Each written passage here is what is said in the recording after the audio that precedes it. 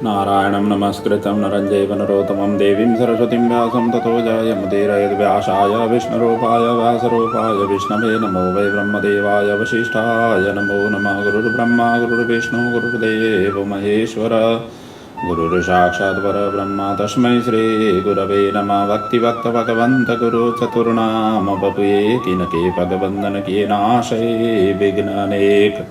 बोलिए श्री भागवत भगवान की जय। पुराण पुरुषोत्तम भगवान की जय। श्री व्यास जी महाराज की जय। सद्गुरुदेव महाराज की जय। श्रीमद्भागवत महापुराण के हम पंचम स्कंद की कथा में हैं।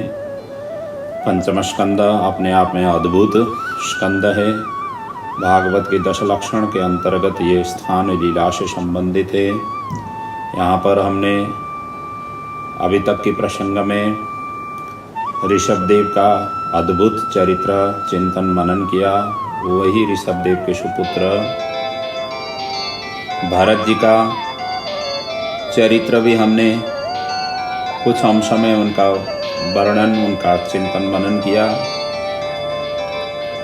वही भरत पहले जन्म में राजा हुए, दूसरे जन्म में वो मृग योनि उनको प्राप्त हुआ और तीसरे जन्म में ये एक श्रोत्रिय ब्राह्मण के कुल में पैदा हुए और पागल की तरह इन्होंने अपने जीवन यापन की, जिसके कारण इनको जड़ भरत नाम इनको मिला।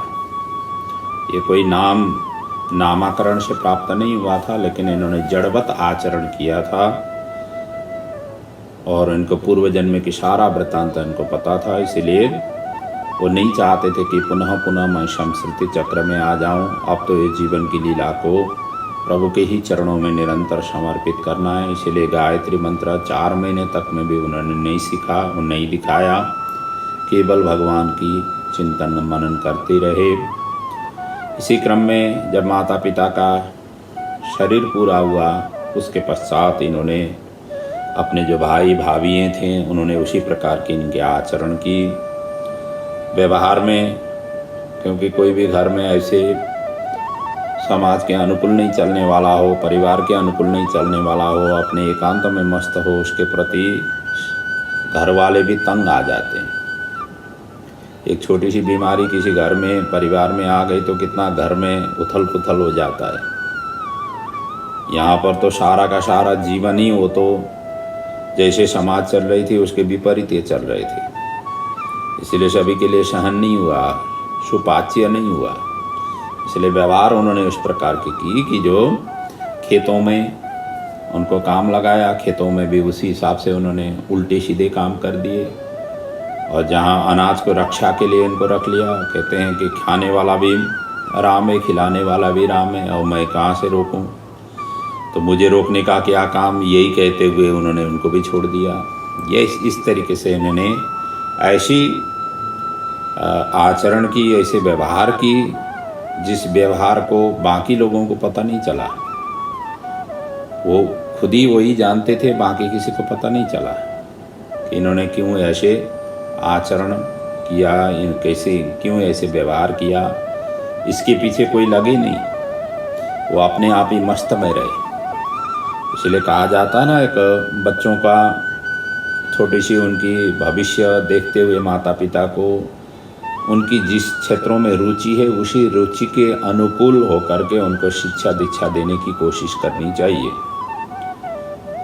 उसी क्षेत्र में ही उनका भविष्य सुनिश्चित करके भगवान ने भेजा हुआ होता है। लेकिन हम जबरदस्ती हर एक बच्चों को यही हम शिक्षा देने की कोशिश करते हैं कि तेरा भाई या तेरी बहन इस तरीके से पढ़ाई करके आगे बढ़ रही है और तू नहीं कर रहा है। इस तरीके से हम उनको डांटते हैं, फटकारते हैं और पढ़ाई में हम उनको ज़्यादा जोर लगाते हैं। हालांकि उनकी कौन सी पढ़ाई करनी है वो पहले ही भगवान ने तय करके भेजे हुए होते हैं। यदि उसको ये चीज़ हमें पता चल जाए तो उनका जीवन सुधर जाता है, उनका जीवन कल्याण हो जाता है। इन्हीं प्रसंगों का हमने चिंतन मनन कल तक के प्रसंग में की थी। आज वही जड़ भरत की आगे की चरित्र हम वर्णन कर रहे हैं। और भद्रकाली को सरदारों ने ले जा करके इनको बलि देने की भी कोशिश की। जब वहाँ पर माँ भगवती प्रकट होकर के, भद्रकाली प्रकट होकर के उन सभी का संहार किया, उनकी वरद हस्त इनके सिर पर रख दिया, जिसके कारण इनको ब्रह्माकार वृत्ति इनको हो गई। तब तो ये तो सारा का सारा ज्ञान इन माँ भगवती ने इनके ऊपर में उड़ेल दिया। एक बार जो है ना भगवान की वरद हस्त अपने सिर पर रहे, जैसे ध्रुव जी को एक शंख की स्पर्श से सारा सुषुप्त हुआ ज्ञान उनकी संचारित हो गई। तो कहने का मतलब यह है कि भगवान की कृपा, अनुकृपा, गुरुदेव की कृपा हो गई तो व्यक्ति मूर्ख भी पंडित हो जाता है। मूकम करोति वाचालम पंगम लंघयते गिरियम यत कृपातमहम वंदे परमानंद माधवम। भगवान की एक बार कृपा हो गई तो फिर आनंद ही आनंद उनके जीवन में रहेगा। मूक भी वाचाल हो जाएगा। जिनके पास में बोलने की शक्ति नहीं, वो वक्तृत्व शक्ति उनके अंदर में आ जाती है, संचारित हो जाती है। यही स्थिति जड़ भरत के अंदर में आविर्भाव हुआ। और ये जड़ भरत की आगे इसके पश्चात रहु गणों के साथ में इनकी भेंट होती है, उनसे मिलन होता है और उनको ये ऐसे दिव्य ज्ञान प्रदान करते हैं भवाटवी के प्रसंग से। उनका जो अंतःकरण की जो ज्ञान थी, कपिल मुनि के आश्रम में जा रहे थे, वो भी ब्रह्म ज्ञान सीखने के लिए जा रहे थे, ये रघुगुण राजा। और वहाँ पहुँचने से पहले ही इनको ज्ञान रास्ते में ही मिल गया जड़ भरत के द्वारा। ऐसी प्रसंग आगे की सुखदेव जी वर्णन कर रहे हैं। हे राजन, अथ सिंधु सौवीर पते रघुगणस्य विरत इक्षुमत्याः स्तटे तत्कूल पतीनां शिबिका बाह पुरुषान्वेषेणः समये दैवेनो उपसादितः स द्विजबरः उपलब्धः। एक समय सिंधु देश का राजा रघुगण कपिल मुनि के यहाँ ब्रह्म ज्ञान के लिए पालकी में बैठ करके जा रहे थे। अब उन दिनों में तो गाड़ी ये सब चीज़ सुविधा नहीं थी और पालकी में ही आना जाना हुआ करता था। और जो बड़े होते थे उनको सभी को तो पालकी में ही ले आया जाता था, चले जाते थे, या घोड़ा आदि को यूज कर लेते थे, टांगा आदि को बाद में आकर के यूज करने लगे। तो कहने का मतलब जैसे जैसे समाज की विकास होती गई उस हिसाब से ये इनकी भी समय अनुकूल हर एक चीज़ की इन्वेंट होती गई, इन्वेंट के आधार पर चलते रहे हैं। पहले सूचना कैसे प्रवाहित होती थी हम सभी जानते हैं। आज आकर के सूचना हाथ में हो गया, एक हिस्से के अंदर में सारा ब्रह्मांड आने लग गया। सभी मोबाइल के बिना अब कुछ भी नहीं होने की स्थिति बन रही है। सारा का सारा कंप्यूटर उसी में आ गया, सारा का सारा सूचना उसी में आ गया, हर चीज़ ऑनलाइन होती जा रही है। पता नहीं अब हम लोग जो देख रहे हैं आने वाले पीढ़ी कैसे उनको उस समय को किस तरीके से एडजस्ट करके जाएंगे और उनके समय तक में कहाँ से कहाँ हो जाएगा ये कोई पता नहीं। समय का ये सारा खेल है और जो है उसी को आत्मासात जो कर सकता है, समय सापेक्ष जो कर सकता है, वही व्यक्ति आगे बढ़ सकता है। यही शिक्षा और प्रेरणा लेकर के समय सापेक्ष चलना ही जीवन का सार होगा और अनुकूल भी होगा। ये बढ़ करके जा रहे थे, मार्ग में इक्षुमती नदी के तट पर एक कहार की आवश्यकता पड़ गई, क्योंकि एक कहार बीमार हो गया, थोड़ा अशक्त हो गया, चल नहीं पाया। 4 कहार 4 कोने में पालकी ढूंढने के लिए 4 लोग इनको ढो करके जा रहे थे और दैववश अब ढूंढने के लिए निकल पड़े। और दैववश यही जड़ भरत वहाँ पर इनको मिल गया। देखिए तो इनको जो है ना शरीर मोटे ताजे हैं, बैल और गधा की तरह ढो पाएगा जो शरीर बलिष्ठ हो, क्योंकि वो खाने पीने की कोई स्वाद लेकर के नहीं खाते थे। जो स्वाद लेकर के खाता है वो दुबला पतला होता है और जो बिना स्वाद से भगवान के लिए खाता है वो हमेशा हमेशा मस्त रहता है, उसका शरीर भी बलिष्ठ होता है। इसीलिए खाना जब खाना हो आँख बंद करके प्रभु ने जो दिया हुआ है, प्रभु का प्रसाद है, प्रभु का अर्पण किया हुआ है, प्रभु ने भेजा हुआ है थाली में बना करके, इस भावना से खाएंगे तो उससे तृप्ति होगी, अमृत होगा वही। तो यहाँ इसी तरीके से ये हट्टे कट्टे थे, ताजे थे बैल और गधे की तरह ढो पाएगा, यही सोच करके उनको जबरदस्ती पकड़ लिया और पालकी में उनको जोत लिया। उबाह शिविकांश महानुभाव, थे महानुभाव, लेकिन अब शिविका ढोने की इनकी मजबूरी हो गई और प्रारब्ध तो भोगना ही पड़ता है, यही सोच करके ब्रह्म ज्ञानार्थ ब्रह्म को ही जोते जा रहे हैं। और क्योंकि ब्रह्म ज्ञान प्राप्ति करने के लिए आज ब्रह्म को ही जोत करके जा रहे हैं।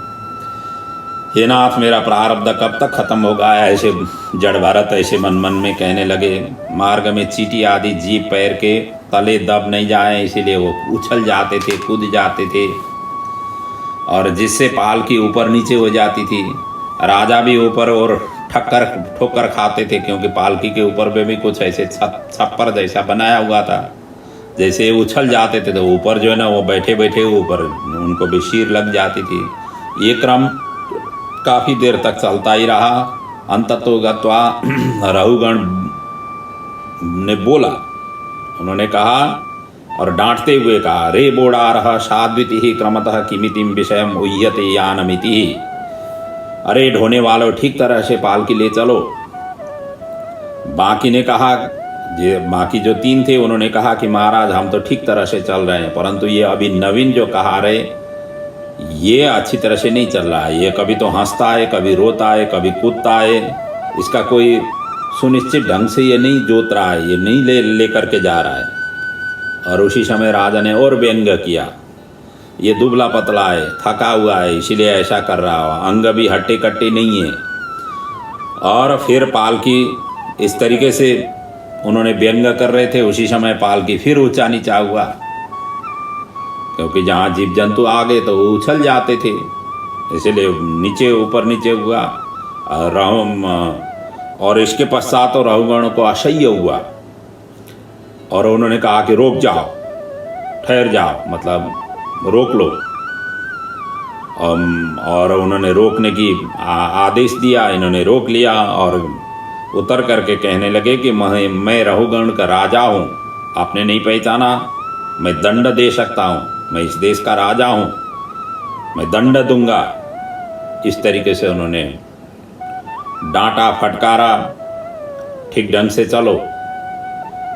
तो जड़ भरत कहने लगे, मन ही मन कहने लगे, मैंने राजा का न तो अन्न खाया हुआ हूँ, न पैसा ही मैंने लिया हुआ हूँ, रहूँगा को ये पीटने का क्या अधिकार है, इसको अधिकार किसने दिया? मन मन में कहने लगे।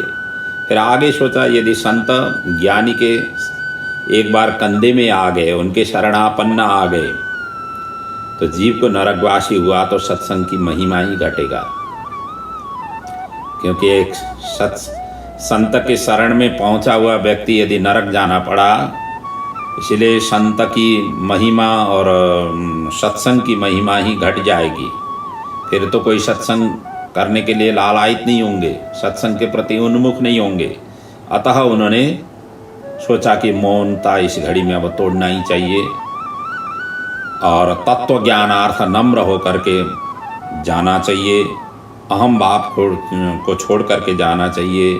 यही उन्होंने सोचा। खुद संत बनो तभी संत उपदेश देंगे, यही उन्होंने सोचा। और अंतिम में उन्होंने बोले तो श्रवण करने वाले को कल्याण हो, तभी जा करके श्रवण करने वाला का कल्याण हो जाता है। जड़ भरत ने अंतिम में जा करके मुंह फोड़ लिया। उन्होंने कहा कि राजन, मोटा पतला तो शरीर के धर्म है, आत्मा का नहीं है।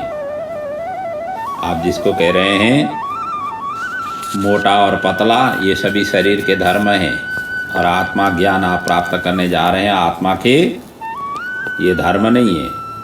जायते अस्ति विपरिणमते वर्धतेपः अपक्षीयते विनिश्यते। ये जीवन, ये शरीर की यही क्रिया है। जीवन की जन्म होती है, रहता है, और उसका परिवर्तन हो जाती है, बढ़ जाता है, अपक्षीयते कमज़ोर हो जाता है, अंत में जा कर के नष्ट हो जाता है। ये है शरीर का स्वरूप, ये आत्मा का स्वरूप नहीं है। आत्मा तो एक रूप से रहता है, वो तो किसी भी अवस्था में न कृशता को प्राप्त करता है, न आदि व्याधि भूख उसको लगती है, इससे परे होता है। इसीलिए राजा जड़ भरत कहते हैं, स्थूल्यं कार्श्यं व्यादय आदय सूत्रण भयं कलिरिक्षा जरात निन्द्रारतिर्मन्युरः मदसुचो देहे न जातस्य हीने में न संति। ये देह के ये प्रक्रिया है, क्योंकि शरीर एक ही अवस्था में नहीं रहता है। शरीर ही क्या है, संसार ही एक ही अवस्था में नहीं रहता है, इसलिए संसार का नाम परिवर्तन है। संसरति इति संसार, जो खिसकता ही जाए उसका नाम है संसार। जिसको पकड़ने के लिए हम दौड़ लगा रहे हैं और पकड़ने के जैसे पहुंचते हैं उस समय वो बदल चुका हुआ होता है। इसीलिए तो जो सामान आज ले आया हुआ है 1 महीने 2 महीने के पश्चात बाजार में दूसरे सामान आपको दिखाई देगा, उसी क्वालिटी के और भी बृहत्तर क्वालिटी की मिल जाती है, क्योंकि सभी परिवर्तनशील है। कल जो स्थिति था वो स्थिति आज नहीं है, आज जो स्थिति है कल स्थिति वो नहीं रहेगा। इसलिए वो कह रहे हैं कि स्थूलता, कृशता, आदि व्याधि, भूख प्यास, भय, कलह, इच्छा, बुढ़ापा, निंद्रा, प्रेम, क्रोध, अभिमान और शोक, ये देहाभिमान शरीर वाले के हैं। मैं इससे परे हूँ, मैं इसमें कोई स्पर्श करने वाला नहीं हूँ, मैं स्वयं इन्होंने बता दिया मैं इससे तो परे हूँ। मरने पर तू क्या स्वामी रह सकता है? आज जो तू स्वामी कहता है, जब तेरा मृत्यु हो जाएगा तो स्वामी कहाँ से रहेगा? तेरे तो स्मशान घाट में ले जा करके उनको जला देंगे। मरघट तक का ही है, क्योंकि मनुष्य चोला वहीं तक का ही है। वहीं तक के लिए लोग जो है ना 2-4 इकट्ठे होकर के पहुँचेंगे, बाकी जो है ना आगे पीछे कोई नहीं होने वाला है। तो इस तरीके से बातचीत कर रहा है।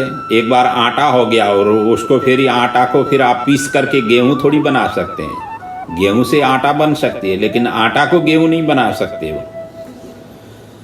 तो मूर्ख कहीं का चला। इस तरीके से ज्ञान सीखने के लिए इस तरीके से उन्होंने भी अच्छी तरह से झाट दिया। राजा को ये आज झाट दिया जड़ भरत ने। जड़ भरत इसके बाद में मौन हो गए, चुप हो गए, कुछ बोले नहीं। रहुगण ने भरत की चरण में गिर पड़े, क्योंकि इतना ज्ञानी, आज तक उनको ज्ञान का दरवाज़ा किसी ने खोला नहीं था। अंदर की खिड़की उनकी खुल गई और खिड़की खुलते ही उनके चरण में पड़ गए। क्या आप अवधूत में कोई भगवान ही तो नहीं है?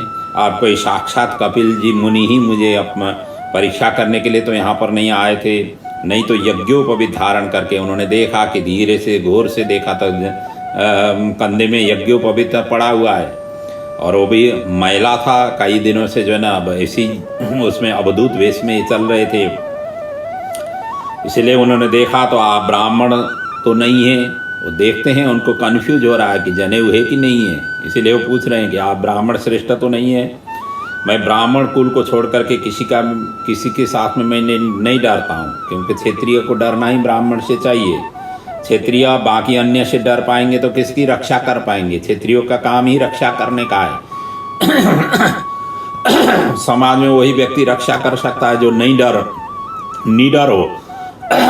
जो जिनके अंदर में डर नहीं हो, भय नहीं हो, वही व्यक्ति दूसरे को रक्षा कर सकता है। इसलिए कहते हैं ब्राह्मण को छोड़ करके मैं किसी से डरता नहीं हूँ। आप मुझे क्षमा करें, आप जैसे महात्माओं को अवज्ञा से मुक्त मैं हो सकूं। जड़ भरत की ब्रह्म ज्ञान से राजा चकित हो गए। पागल नहीं है ये, इस तरीके की उनके आभास उनको हो गई। भरत जी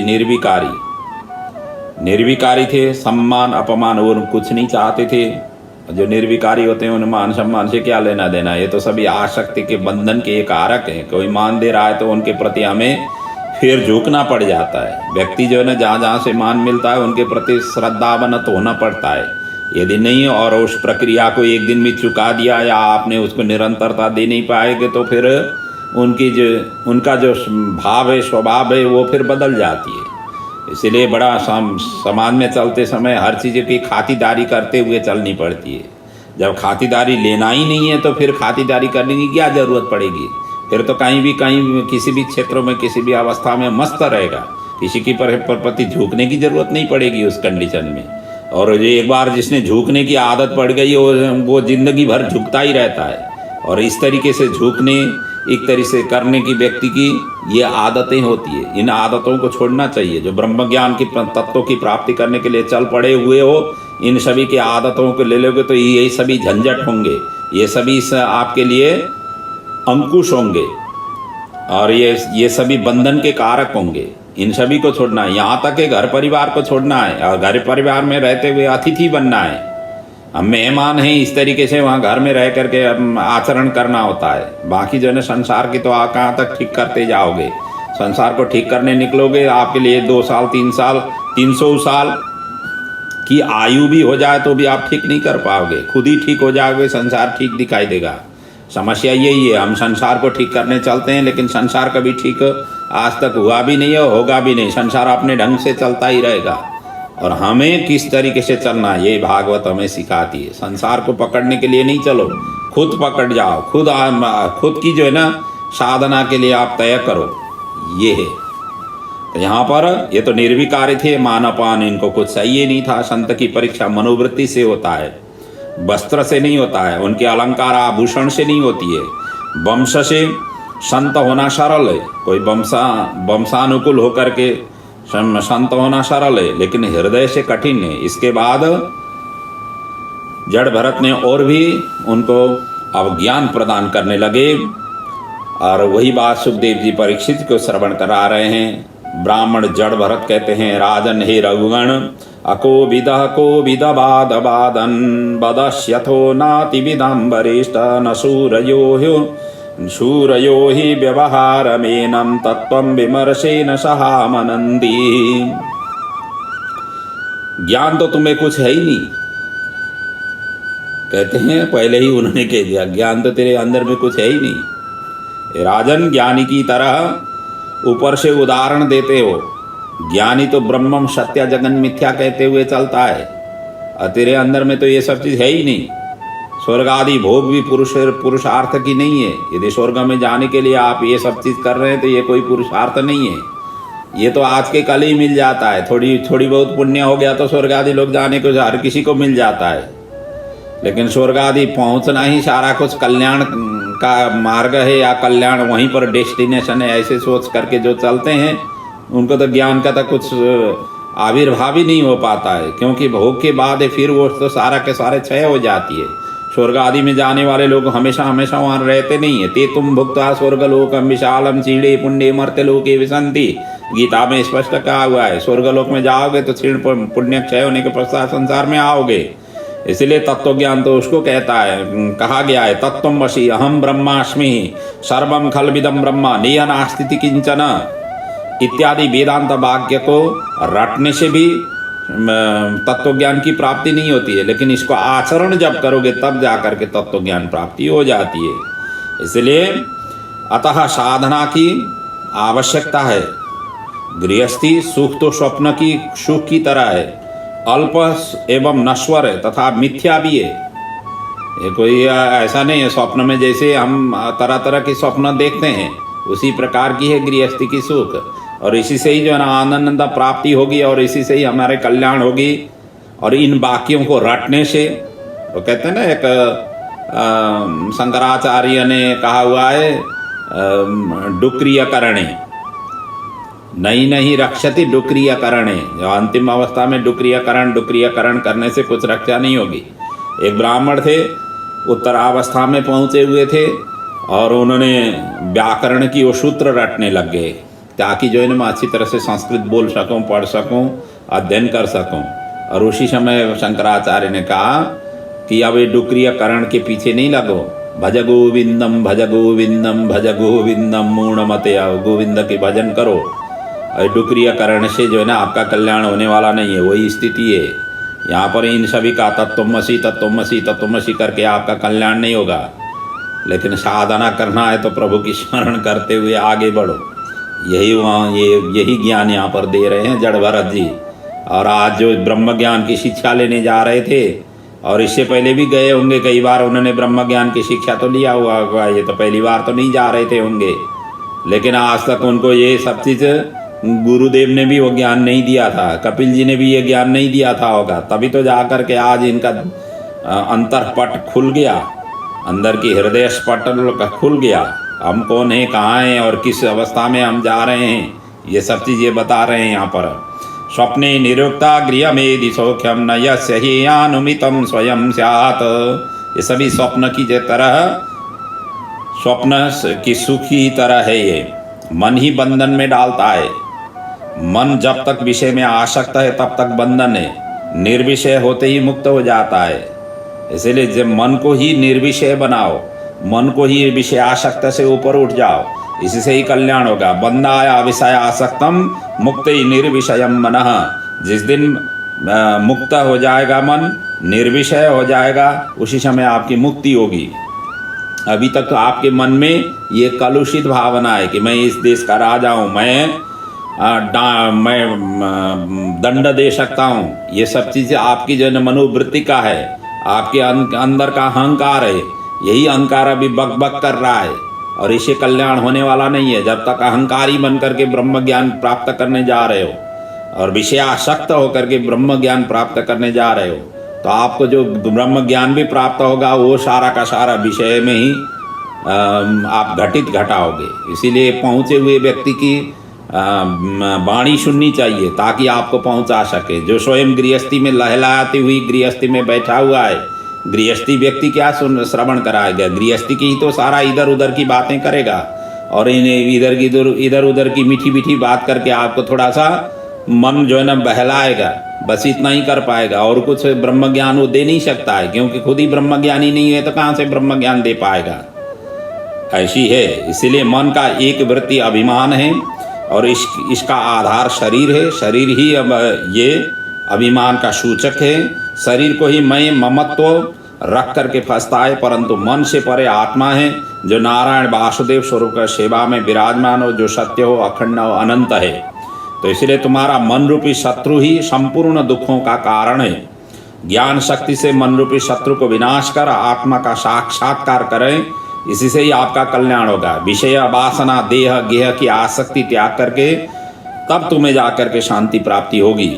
गुरु की उपासना तथा भगवान में श्रद्धा विश्वास से रखने से मोह रूपी बंधन से छुटकारा पाओ, इसी से ही तुम्हारा कल्याण होगा। बाकी दूसरे किसी से कल्याण होने वाला नहीं है। जाए बड़ी बड़ी तीर्थाटन नहीं करो या बड़ी बड़ी यज्ञ अनुष्ठान नहीं करो, बड़े बड़े मतलब जप तप करो, बड़े बड़े दान पुण्य आदि करो, इससे कल्याण होने वाला नहीं है। कल्याण इसी से ही होगा। वासना छुटाओ। अंदर की जो वासना है, आजकल तो छोटी सी पूजा किया तो वीडियो बनाने लग जाते हैं। वासना वहाँ तक ही है, स्थिर रहे।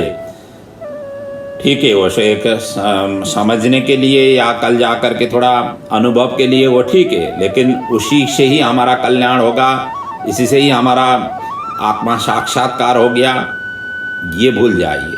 साधना जब तक नहीं करेंगे तब तक कुछ होने वाला नहीं है। और ये सब चीज़ रास्ता ही है, ये मार्ग के कुछ कुछ अंश है। हम जो न जिसके लिए हम चल रहे हैं उस सभी के लिए थोड़ा थोड़ा सा सहायक है। इसीलिए तो भगवान की प्रतिमाओं की पूजा भी यही कहा गया है। तो पूजा अर्चना भी ये सब सहायक होंगे। ये सभी चीज़ मोक्ष के द्वार नहीं खोलने वाले हैं। और यदि मोक्ष की द्वार खोल लेते तो बड़े बड़े जो पूजा अनुष्ठान किए हुए व्यक्ति पुनः पुनः संस्कृति चक्र में आ नहीं पाते थे।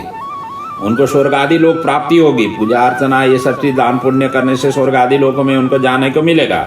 शिव पुराण में इसका सारा विस्तृत वृत्तांत वहाँ पर वर्णन किया हुआ है। किस किस दान से कहाँ कहाँ कैसे कैसे कितने समय तक आप भोग कर पाएंगे, सारा का सारा एक उठा करके शिव पुराण एक बार देख लीजिए। सारा का सारा ये कर्मकांड की पद्धति से जाने वाले, उसकी साधना करने वाले व्यक्ति कहाँ तक पहुँच पाते हैं और उसके पश्चात उनकी क्या गति हो जाती है, फिर कहाँ आ जाते हैं, ये सब चीज़ का वहाँ पर वर्णन है। इसलिए रघुगण को यहाँ पर शिक्षा दे रहे हैं जड़ भरत।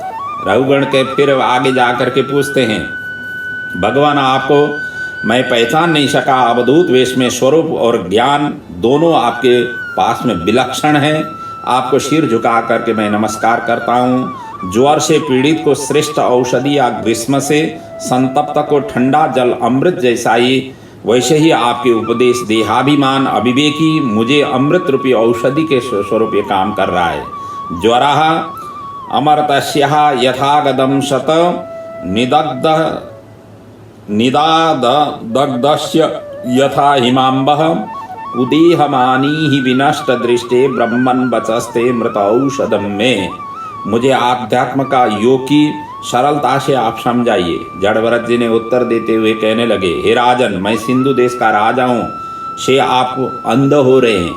इसी अभिमान और अहंकार से आप अंधे हो रहे हैं। मैं यहाँ का अमुक व्यक्ति हूँ, इस प्रकार से होती है ना। कई कई कंपनियों के बड़ी वरिष्ठ व्यक्ति इस तरीके से अभिमान में चूर्ण हो जाते हैं, और चूर्ण होकर के जो आचरण करना चाहिए आचरण से अपने क्राइटेरिया से आगे बढ़ जाते हैं, और वो जो है ना अपच हो जाती है। माँ की सब्जी के लिए हजम नहीं होती है।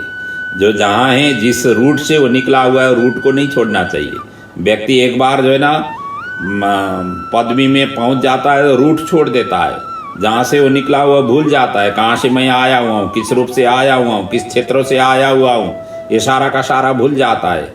और कैसे कैसे करके हम यहाँ पर पहुँचे हुए ये सब चीज़ भूल जाता है। इसलिए व्यक्ति धड़ाम से खड्डे में पहुँच जाता है। इसीलिए उसको भूलना नहीं चाहिए कहाँ से आए और किसने कृतज्ञता की हुई है, उसके प्रति आभार होना चाहिए। व्यक्ति जो है ना आज तो गुरु को ही लात मार करके निकल जाते हैं। शिष्य आगे बढ़े तो गुरु को उनके गुरु का नाम निशानी नहीं लेते। इस तरीके से शिष्य और वो कृपा हुई नहीं, गुरु के द्वारा उनकी कृपा हो गई है। ये है हालत। इसीलिए यहाँ पर इनको कह रहे हैं आप राजा होने की जो अभिमान है यही अहंकार है, यही अंधता है। आपको तो राजा होकर के क्या करना चाहिए, दीन दुखियों को सेवा करनी चाहिए। और दीन दुखियों को आपने क्या किया हुआ है, ये कहार में आप पकड़ पकड़ करके अब रख रहे हैं और जोत रखा हुआ है। यानी सभी जो है ना दीन दुखियों के जो सेवक कौन होते हैं, जो दीन दुखी होते हैं, जो आश्रित होना चाहते हैं, उनको ही आश्रय देने के बदले यहाँ पर उनसे आप शोषण कर रहे हो, उनकी पसीना लूट रहे हो। प्रजा रक्षक को प्रजा का ही पसीना आप ग्रहण कर रहे हो। छोटा मोटा चेतन अचेतन कार्य कारण सब माया कल्पित है, सत्य नहीं है। ब्रह्म ही सत्य है, जिसे वासुदेव कहते हैं। यद वासुदेवम कवयो वदंती, जिसको वासुदेव कहा गया है। तो इसलिए महात्मा के चरण धूलि वगैरह तत्व ज्ञान, तप, यज्ञ, अन्नदान आदि से और गृहस्थ धर्म पालन, वेदाभ्यास, जल, अग्नि, सूर्य आदि की उपासना से नहीं प्राप्त होता जो तुम कर रहे हो। मैं पूर्व जन्म में भरत नाम का राजा था। मृग के संसर्ग के मैं पूर्व जन्म में मृग योनि में आना पड़ा मुझे। इसीलिए अपना ही वृतांत यहाँ बता रहे हैं संक्षेप में। कहते हैं अहम पुरा भरतो नाम राजा विमुक्त दृष्टा श्रुतसंग बंद आराधनम भगवत ईहमानो मृगो भवम मृग संगाधेतार्थ। मृग के संसर्ग करते हुए मैंने शरीर त्यागा, इसलिए मैं मृग योनि में पहुंचा। इसलिए ज्ञानी को ज्ञान रूपी अस्त्र से विषय रूपी देह गेह बंधन से काट करके भगवत कथा कीर्तन श्रवण ध्यान में लगा देना चाहिए, जो मैं अवधूत वेश में अभी कर रहा हूँ। क्योंकि मुझे उस समय ज्ञान प्राप्त हुआ, इसलिए मैं अभी यही कर रहा हूँ और आपको भी यही शिक्षा दे रहा हूँ, आप भी यही करिए। यही उनके कहने का तात्पर्य है। जो भी ब्रह्म ज्ञान प्राप्त करना चाहते हैं उनको ये सब चीज़ आचरण करना चाहिए। यहाँ केवल रघुगण को ही ये उपदेश नहीं दे रहे हैं, सभी जीवात्मा को उपदेश दे रहे हैं व्यास जी और सुखदेव जी और परीक्षित के माध्यम से ज्ञान सभी उड़ेल रहे हैं। ले लो, जितना लेना है ले लो, जहाँ जिस तरीके से भी लेना हो ले लो और उतारो। आपने जब तक नहीं उतारोगे तब तक आपका कल्याण होने वाला नहीं है। आप बीमार है तो दवाई आपको खानी ही पड़ेगी। कोई बीमार दवाई ला करके घर में सजा करके रखने से आपका बीमार नहीं निकलेगा। आप जब खाओगे तब जा करके भी उस रोग से लड़ने की जूझने की आपको शक्ति प्राप्ति होगी। आप नींद आ गई, दूसरे के नींद सोए हुए व्यक्ति को सो करके आपका नींद उधर नहीं चला जाएगा, आपको सोना ही पड़ेगा। आपको भूख लगी है तो रोटी आपको ही खानी पड़ेगी, दूसरी रोटी खा रहे हैं उसे आपका पेट तृप्ति नहीं होगी। इसीलिए करना खुद को पड़ेगा, तब जा करके कल्याण होगा। आगे जा करके जड़ भरत जी यहाँ पर भवाटवी का वर्णन, दिव्यतम वर्णन यहाँ पर वर्णन कर रहे हैं। ये 2 अध्याय से है, त्रयोदश और चतुर्दश अध्याय में भवाटवी का वर्णन है। एक में भवाटवी ये संसार रूपी वन का चित्रण किया गया है और उसी का ही स्पष्टीकरण दूसरे अध्याय में किया गया है। इसलिए दोनों अध्याय का एक ही मूल मतलब, एक में इसका वर्णन है, दूसरे में उसको घटाया गया है, स्पष्टीकरण किया गया है। इसलिए दोनों अध्याय की कथा साथ में ही कहना ठीक रहेगा। जैसे यहाँ पर कहा गया है व्यापारी धनोपार्जन के लिए दुर्गम स्थान की यात्रा करता है, वैसे जीवात्मा विषयों की लालसा से माया द्वारा इस भवाटवी में ढकेला गया है और सुख की इच्छा से प्रवृत्ति मार्ग में प्रवृत्ति और बंधन में फंसता जाता है। सुख की लालसा से व्यक्ति सुख की प्राप्ति के लिए इस भवाटवी में वो प्रवृत्ति मार्ग में प्रवृत्त हो जाता है।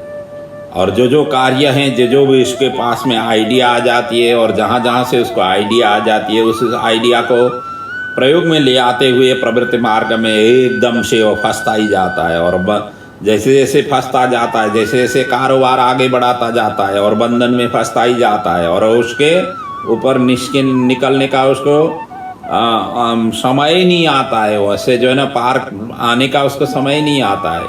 इसीलिए उतना ही लगोटी रखो जितने लगोटी से आपका जो है ना समेटा जा सके। लगोटी जितना खींचोगे, धोती जितना खींचोगे, उतना आपके लिए फिर उसको समेटने में दिक्कत होगी। इसलिए यहाँ पर ढकेलता ही जाता है। सुख की इच्छा से प्रवृत्ति में जीव का नेता ही बुद्धि को 6 डाकू इंद्रिय, ये मन जो पंच इंद्रिय हैं और मन है, ये लूटते हैं। 6 डाकू लूटते हैं और संसार के वन में जीवात्मा स्त्री पुत्र कुटुंब धन दौलत लगा नाना कार्य में समय श्रम करते करते जीवन व्यतीत करता है। ये सब एक जंगल के अंदर जैसे लाखों जीव जंतु पशु पंछी रहते हैं, वैसा ही है। धन नहीं हो तो भीख चोरी, फिर राजदंड का भागी पड़ जाता है। पुत्र पुत्री को बेचने तक वो उतर आ जाता है धन के लिए। और नहीं नींद आया तो अजगर की तरह सोने लग जाता है। कभी काम से व्याकुल हो जाता है तो परस्त्री पर अपना आंख जो है ना उधर की तरफ लगाता है। विषयी पुरुष का संग करते करते जन्म मृत्यु के फंदे में वो फंस जाता है। इसलिए हे राजन, ज्ञान से इन भवाटवी को पार करो। संसार ये सारा भवाटवी है, जंगल है, और इस जंगलों को आप ज्ञानासिनादायतराति पारम, ज्ञान रूपी तलवार से इन सभी को पार करो, इनको भेदन करो, तो ही जा करके आपका कल्याण होगा। संसार मार्ग दारुण कठिन दुर्गम और भयंकर है। संसार की मार्ग मन को विषयासक्त से हटा करके प्रभु के तरफ लगा लो। ज्ञान रूपी तलवार से विषयों को काटो, तब जा करके आगे बढ़ पाओगे। भरत जी ने पहले शिक्षा और बाद में उन्होंने दीक्षा दिया।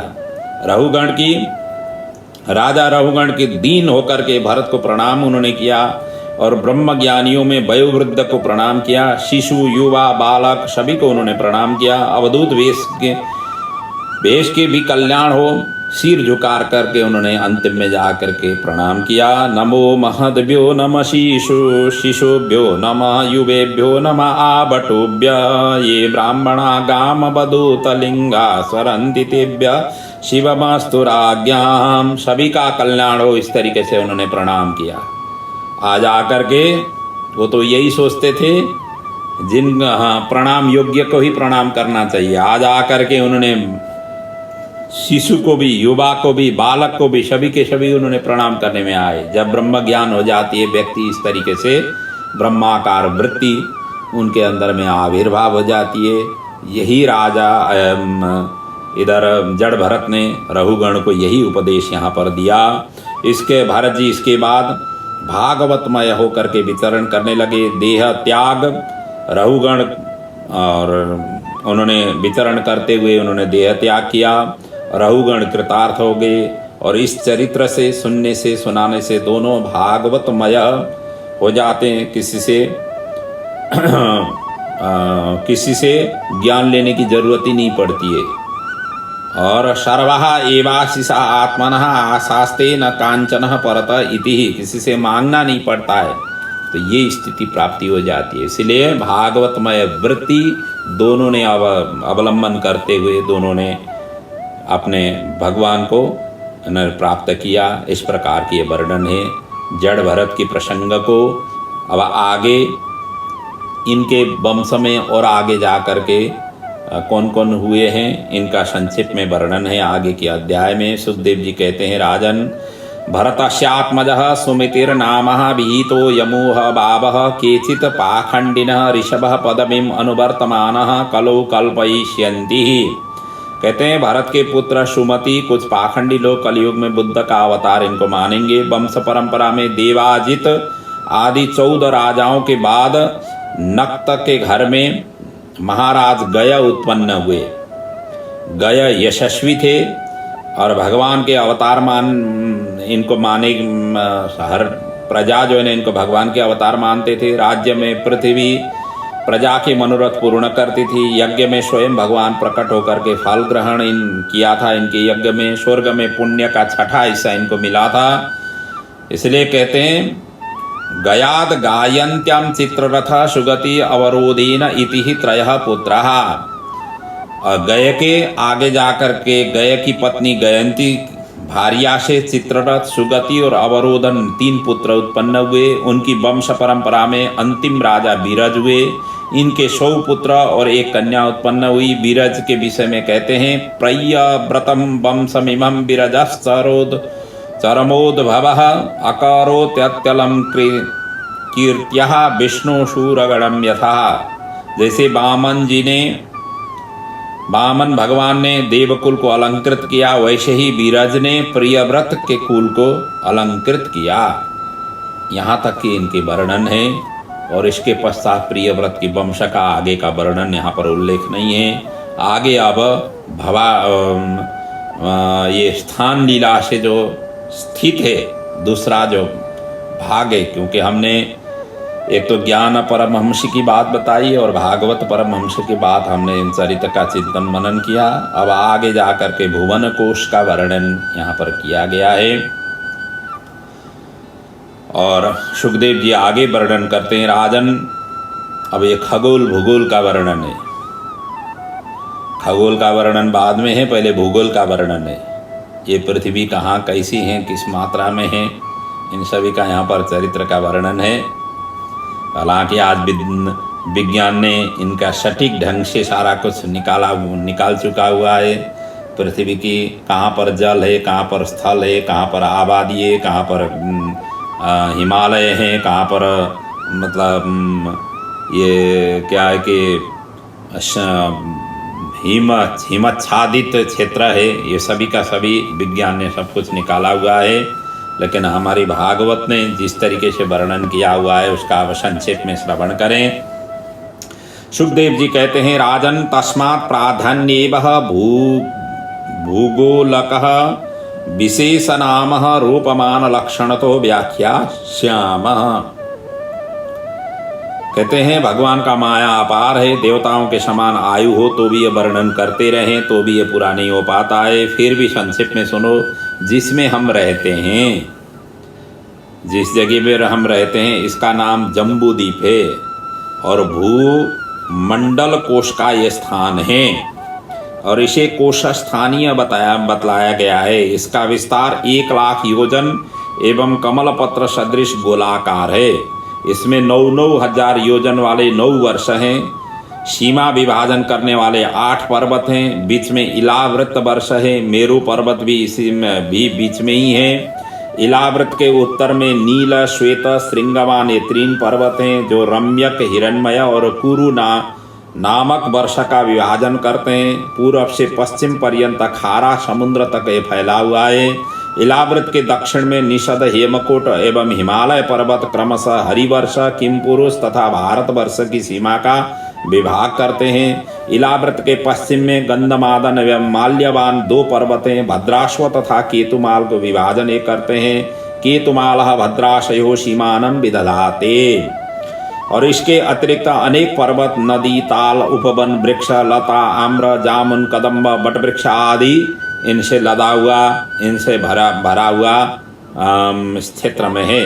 मेरु पर्वत के चारों तरफ छोटे बड़े त्रिकूट, ऋषभ, कालंजर, नारद आदि 20 पर्वत हैं। मेरु शिखर के अंदर ब्रह्मा जी का सुवर्णमय पुरी है जो चौतरफी समान एवं करोड़ योजन विस्तार वाला है। सुमेरु के 8 दिशाओं में लोकपालों का 8 पुरी है जो प्रत्येक 2500 योजन वाले हैं, जिनका नाम है इंद्र की अमरावती, अग्नि की तेजस्वती, यम की संयमनी, निरति की कृष्णांगना, वरुण की श्रद्धावती, वायु की गंधवती, कुबेर की महोदया और ईशान की यशोवती। इस प्रकार के स्थित हैं। आगे जाकर के गंगा का अवतरण और इलाव्रत खंड में शिव द्वारा संकर्षण की स्तुति के विषय में वर्णन कर रहे हैं सुखदेव जी। कहते हैं राजन तत्र भगवता साक्षात यज्ञ लिंगस्य विष्णु विक्रमतो वाम पादांगुष्ठ नख निर्विन्नो ध्वनिंडः कटाः विवरेणान्तः प्रविष्टायाः बाह्य जलधारः अखिल जगतः अमलः पहो स्पर्शनामलः साक्षात भगवती। कहते हैं राजा बलि के यज्ञशाला में वामन भगवान ने दक्षिण पैर से पृथ्वी को नापकर बायां पैर ऊपर की लोक और की ओर बढ़ाया और अंगुष्ठ नख से आघात से ब्रह्मांड का ऊपरी भाग फट गया और जहां से भगवत चरण पखारती हुई जल वहां से निस्तृत हुआ, इसलिए इसका नाम भगवत पदी कहा गया। इसलिए गंगा का एक नाम भगवत पदी भी है। और वो धीरे धीरे बहती 5000 वर्षों में स्वर्ग के शिरोभाग में ध्रुवलोक में आ पहुंची और ध्रुवलोक में इसका नाम विष्णुपद नाम से विख्यात हुआ। गंगा जी को ध्रुवलोक में विष्णुपद से नाम से पुकारा जाता है।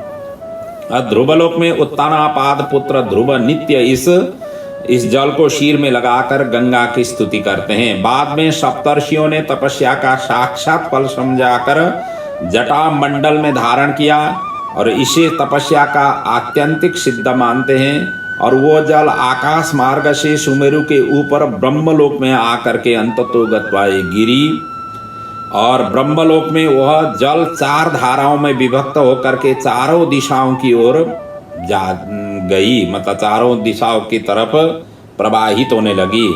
और जो 4 दिशाएं हैं, 4 दिशाओं में सीता, अलकानंदा, चक्षु और भद्रा नाम से ये धाराएं 4 दिशाओं में बहने लगी। सीता पूर्व की ओर केशराचल, गंधमादन, भद्राश्व पर्वत होते हुए 4 समुद्र में जाकर के मिलती है। चक्षु पश्चिम की ओर माल्यवान केतुमाल पर्वत के अंदर से होती हुई समुद्र में जाकर के मिलती है। ये भद्रा श्रृंगवान पर्वत से उत्तर की ओर उत्तर कुरुखंड से भीतर की उत्तर दिशा के समुद्र में जाकर के मिलती है। और चौथी जो अलकानंदा है दक्षिण की ओर ब्रह्म सदन से हेमकुट पर्वत को लांग करके हिमालय पर्वत होते हुए भारतवर्ष से समुद्र में जाकर के मिलती है। और इसमें स्नान करने से पद पद में अश्वमेध एवं राजसूय यज्ञ का फल मिलता है। इसलिए कहा है यस्याम स्नानार्थम च गच्छता पुंसः पदे पदे अश्वमेध राजसूयादीनां फलम न दुर्लभामिति ही। इसलिए स्नान करने जाने वाले को पद पद में ही इस प्रकार की फल ने प्राप्ति होती है। इसलिए कहा गया है मनुष्यों को यहाँ पर एक और वर्णन किया गया है स्वर्ग से आए हुए की लक्षण और नरक से आए हुए व्यक्तियों की लक्षण पद्म पुराण में वर्णन किया हुआ है। सृष्टि खंड में कहते हैं स्वर्ग स्थितानाम यह जीवलोके चत्वारि तेषां हृदये बसंती दानम प्रशंसतम मधुराम च वाणी देवार्चने ब्राह्मण तर्पणम च। स्वर्ग से आए हुए व्यक्तियों का लक्षण कैसा है? दान प्रशस्त करना, दान देने की भावना उनके अंदर में जागृत होती है। मधुरा च वाणी, वाणी में उनकी मिठास होती है। जिस किसी के साथ में भी वार्तालाप करते हैं बड़े सुंदर सौम्य ढंग से वार्तालाप करते हैं। देवार्चनम, और नित्य भगवान की उपासक होते हैं। और ब्राह्मण तर्पणम च, ब्राह्मण की देवताओं की सेवा करने अर्चन करने वाले, और तर्पणम च पितरों की जलांजलि देने वाले, ऋषियों की तर्पण करने वाले ये रहते हैं। ये स्वर्ग से आए हुए व्यक्ति का यह पहचान है। और नरक से आए हुए व्यक्तियों का पहचान क्या है? कहते हैं कार्पण्य वृत्ति सुजने सुनिंदा कुचैलना नीच जने सुभक्ति अतीव रोषा कटुका च वाणी नरस्य चिन्नम नरकागतस्य। कार्पण्य वृत्ति, कठोर, एक तो जो है ना उनकी वृत्ति ही इस प्रकार की होती है। और सुजने सुनिंदा, अपने ही स्वजन में ही उनकी निंदा करने की वृत्ति रहती है। कुचैलताम नीच जनेषु भक्ति ही, मलिन स्वभाव के होते हैं। नीच जन व्यक्तियों से उनके अनुयायी होते हैं या उनको सम्मान देने वाले या उनके अनुगत होने वाले होते हैं। और अतीब रोषः कटुकाच वाणी, कटुक वाणी अर्थात कठोर वाणी व्यक्त करने वाले, और अत्यंत रोष अत्यंत क्रोधित होते हैं। ये नरस्य चिन्हम नरकागतस्य, ये नरक से आए हुए व्यक्तियों का ऐसा लक्षण बताया गया है। और यहाँ तो गंगा जी का महात्म्य सभी पुराण ग्रंथों में वर्णन है। गंगा जल मृतिका धारण से पाप नष्ट हो जाते हैं, गंगा में मरण हो गया तो अपुनर्जन्म हो जाती है, और गंगा में स्नान के लिए जाए तो पाप नहाने से पहले ही रोता है। अब जैसे आप यहाँ से गंगा स्नान करने के लिए निकल पड़े, पाप रोने लग जाता है, अपने शरीर के जितने भी पाप हैं सभी रोने लग जाते हैं। अब हम कहाँ जा कर के छिपे, इस तरीके से त्राही हो जाते हैं।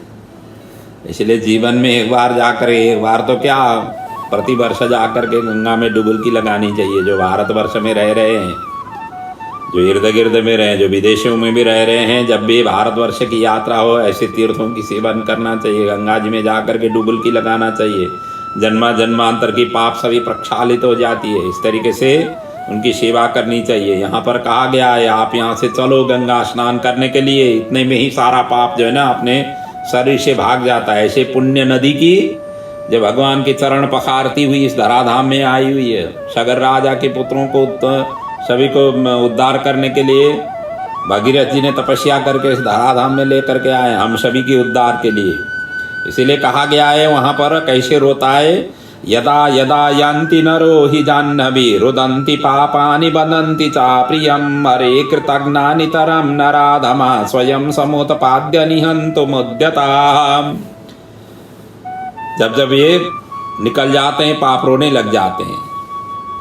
और भारत भूमि कर्म भूमि है, शेष 8 खंड भोग्य भूमि बताया गया है। ऐसे भारत भूमि की विशेष महिमा है।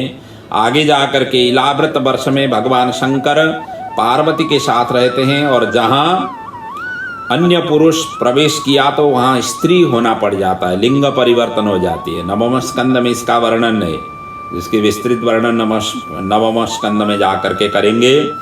और यहाँ पर कैसे स्त्री बनना पड़ा था इनकी सारा वहाँ पर वर्णन है। इला शुद्धुम्न जो है ना इला नाम से, और उनका प्रसंग देवी भागवत में बड़ी सुरम्य ढंग से वहाँ पर वर्णन किया गया है। देवी की कृपा से जा कर के उनकी फिर आगे राज्य संभालने की स्थिति बनी देवी भागवत करने के पश्चात, ऐसा वर्णन देवी भागवत में है। यहाँ नवम स्कंद में इनकी चिंतन करेंगे। और यहाँ शंकर यहाँ पर वासुदेव प्रधान अनिरुद्ध एवं शंकरषण चतुर्व्यूह मूर्ति का ध्यान करते स्तुति करते हैं। और वो मंत्र ऐसा है, ओम नमो भगवते महापुरुषाय सर्वगुण सांख्यायनाय अनंताय अव्यक्ताय नमः इति। आगे जाकर के भद्राश्व आदि 6 खंडों के विषय में यहाँ पर वर्णन कर रहे हैं। सुखदेव जी कहते हैं, राजन भद्राश्व वर्ष में उसके स्वामी भद्रश्रवः अपने सेवक के सहित भगवान हयग्रीव का पूजन मंत्र जप तथा स्तवन करते हैं। मंत्र इस प्रकार से उच्चारण करते हैं, ओम नमो भगवते धर्मायात्म विशोधनाय नमः इति। आगे जाकर के हरिवर्ष खंड में नृसिंह भगवान का निवास है। प्रहलाद अपने सेवक सहित वहाँ पूजा मंत्र जप और स्तुति करते हैं, और मंत्र इस प्रकार से उच्चारण करते हैं, ओम नमो भगवते नरसिंहाय नमः तेजसे आविराभिर्भवः वज्र नख वज्र द्रंष्ट कर्माशयानः रंदय तमो ग्रश ओम स्वाहा अभय आत्मानि भूयिष्ठाम ओम क्षोम। इस मंत्र से उच्चारण करते हुए उनके स्तवन करते हैं। केतुमाल खंड में कामदेव रहते हैं। श्री लक्ष्मी जी सेविका सहित पूजा मंत्र जप एवं स्तुति वहाँ पर करती है, और मंत्र ऐसे उच्चारण करती है, ओम ह्रां ह्रीं ह्रूं ओम नमो भगवते ऋषिकेशाय सर्वगुणः विशेषे विलक्षितात्मने आकुतीनां चित्तेनां चेतसां विशेषणां चाधिपतये षोडशकलाया छन्दोमयाः अन्नमयाः अमृतमयाः सर्वमयाः सहसे ओजसे बलाय कांताय कामाय नमस्ते उभयत्र भूयात्। आगे रम्यक वर्षम खंड में मत्स्य भगवान रहते हैं। मनु जी सेवक के सहित उनकी उपासना पूजा जाप करते हैं और मंत्र इस प्रकार से उच्चारण करते हैं। ओम नमो भगवते मुख्यतमाय नमः सत्वाय प्राणो औजसे सहसे बलाय महा मत्स्याय नमः इति। आगे हिरण्यवर्ष खंड में इसमें भगवान कच्छप निवास करते हैं। इसमें पितृराज अर्यमा उनकी उपासना सेवक सहित पूजा स्तुति और जप करते हैं और मंत्र इस प्रकार से उच्चारण करते हैं। ओम नमो भगवते अकुपाराय सर्वसत्वगुण विशेषणाय उपलक्षित स्थानाय नमो वर्ष्मणे नमो भूमने नमो अवस्थानाय नमस्ते। आगे कुरु वर्ष खंड में बराहा भगवान निवास करते हैं और पृथ्वी स्वयं सेविका सहित उपासना पूजा जप और स्तुति करती है और मंत्र इस प्रकार से उच्चारण करती है। ओम नमो भगवते मंत्र तत्वलिंगाय यज्ञ कर्तवे महाध्वराय यवाय महापुरुषाय नमः कर्म शुक्लाय त्रियुगाय नमस्ते। इस प्रकार ये 6 खंडों का यहाँ पर उपास्य और उपासना की यहाँ पर वर्णन और मंत्र का उच्चारण का वर्णन किया गया है। और बाकी 2 वर्षों का यहाँ पर आगे वर्णन कर रहे हैं। सुखदेव जी आगे वर्णन करते हैं। किम पुरुष वर्ष में राम परिवार निवास करते हैं और जहाँ श्री हनुमान जी किन्नर सहित उपासना करते हैं, भक्ति जप स्तुति करते हैं और मंत्र इस प्रकार से उच्चारण करते हैं। ओम नमो भगवते उत्तम श्लोकाय नमः आर्य लक्षणः शीलव्रताय नमः उपशिक्षितात्मनः उपासित लोकाय नमः साधुवाद निकर्षणाय नमो ब्रह्मण्य देवाय महापुरुषाय महाराजाय नमः इति। श्री राम का मंत्र का जाप तथा नाम संकीर्तन करते हैं हनुमान जी और आगे जाकर के भारतवर्ष की वर्णन करते हैं। गंधमादन पर्वत पर नरनारायण निवास यहाँ पर करते हैं। भारतवर्ष में देवर्षि नारद जी भारतवासी प्रजा के साथ नरनारायण की सेवा पूजा अर्चना मंत्र जप स्तुति कल्पांत पर्यंत करते रहेंगे। और भगवान की महिमा जैसे सांख्य योग पंचरात्र स्मृति पुराण ग्रंथों में वर्णन है, उन्हीं के द्वारा नारद जी वहाँ पर उपासना करते हैं और मंत्र इस प्रकार से उच्चारण करते हैं। ओम नमो भगवते उपशमशीलाय उपरता नात्माय नमो अकिंचन वित्ताय ऋषि ऋषभाय नरनारायण परमहंस परम गुरवे आत्माराम अधिपतये नमो नमः इति। और सभी वर्षों में ये सभी 9 वर्षों में भारतवर्ष सर्वोपरि माना गया है। प्रत्येक भगवान के जितने भी अवतार हुए हैं भारतवर्ष में ही हुए हैं। ये कर्म भूमि है, अन्य जितने भी भूमि है सभी भोग भूमि बताए गए हैं। भारत में नदी और पर्वत का यहाँ बृहत्तर ढंग से वर्णन है और उनमें बहुत सारे हैं। उनमें से कुछ मुख्य नदियों की पर्वतों का भी यहाँ पर वर्णन किया गया है। नदियों में चंद्रवशा ताम्रपर्णी कृतमाला कावेरी तुंगभद्रा गोदावरी पयोष्णी कौशिकी मंदाकिनी यमुना गंगा सरस्वती नर्मदा सरयू गोमती गंडकी आदि प्रसिद्ध नदियां हैं। इसी प्रकार प्रमुख पर्वतों में मलय मैनाक त्रिकोट विंध्य द्रोण चित्रकूट गोवर्धन रैवत कामगिरी ऋष्यमुख श्रीशैल वेंकट महेंद्र नील आदि पर्वतों का वर्णन है। नदी और पर्वत के सुनते ही व्यक्ति पवित्र हो जाते हैं और यदि उनकी सेवा करें, उन नदियों में जाकर के स्नान तर्पण आदि करें तो उनका क्या गति हो जाती है। नाम सुनने से ही पवित्र होने वाले ऐसे हैं ये पर्वत और नदियों का नाम। इसलिए देवता भी भारतवर्ष में उत्पन्न मनुष्यों की महिमा गाते हैं और कहते हैं अहो भारतवासी ने क्या ऐसे पुण्य किया जिससे यहाँ जन्म, जहाँ भगवान मुकुंद की सेवा का अपूर्व अवसर उन्हें मिलता हुआ है। हम लोग इसके लिए तरसते रहते हैं, इसीलिए वो गाते हैं अहो अमीशां किमकारि शोभनं प्रसन्न येषां स्विदतः स्वयं हरिर्जन्म लब्ध न शुभारताजिरे मुकुंद सेवोपैकं स्प्रियाहिना। और यहाँ स्वल्प काल में ही किया गया पुण्य को भगवान को अर्पण करके निर्भय पद प्राप्त हो जाती है। भारत भूमि में देवता कहते हैं हमारा जन्म भारत में हो। यज्ञादि में अर्पण भगवान किया गया, भगवान ग्रहण कर लेते हैं। स्व साधन से परिपूर्ण इस धरा में जन्म लेकर मोक्ष की साधना नहीं किया तो उसका जीवन धिक्कार माना गया है। इस प्रकार जम्बूद्वीप का 9 खंडों का यहाँ पर संक्षेप में वर्णन हुआ। और आगे जो बाकी जो प्लक्ष आदि द्वीपों का वर्णन है वो हम कल की कथा में वर्णन करेंगे। और लगभग कल की कथा में पंचम स्कंद की पूर्णाहुति भी होगी। और आज की कथा हम यहीं पर विराम ले रहे हैं। प्रभु हम सभी के जीवन में भागवत कथा के माध्यम से, इन कथा की श्रवण से हमारे जीवन सुमधुर रहे, हमारे आने वाले पीढ़ी भगवत भक्तिमय भगवान के भक्त होकर के हमारे आने वाले पीढ़ी की अभिवृद्धि हो, और हमारे से जो पूर्वज हैं उस सभी का भगवान के चरणों में उनका अनवरत रूप से वास हो। इस महामारी के इस प्रकोप में हमें भगवानी शक्ति दें, हिम्मत दें, हमारी इम्यूनिटी सिस्टम को मजबूत बनाएं। भागवत की कथा श्रवण करके हर व्यक्ति को इस प्रकार के ज्ञान प्रचुर मात्रा में प्राप्त हो। यही प्रभु के चरणों में वंदन प्रार्थना सहित मैं भी अपने वाणी को यहाँ पर विराम ले रहा हूँ। प्रभु सभी का मंगल करे। ओम पूर्णमदः पूर्णमिदं पूर्णात् पूर्णमुदच्यते पूर्णस्य पूर्णमादाय पूर्णमेवावशिष्यते। बोलिए श्री भागवत भगवान की जय, पुराण पुरुषोत्तम भगवान की जय, सद्गुरुदेव महाराज की जय।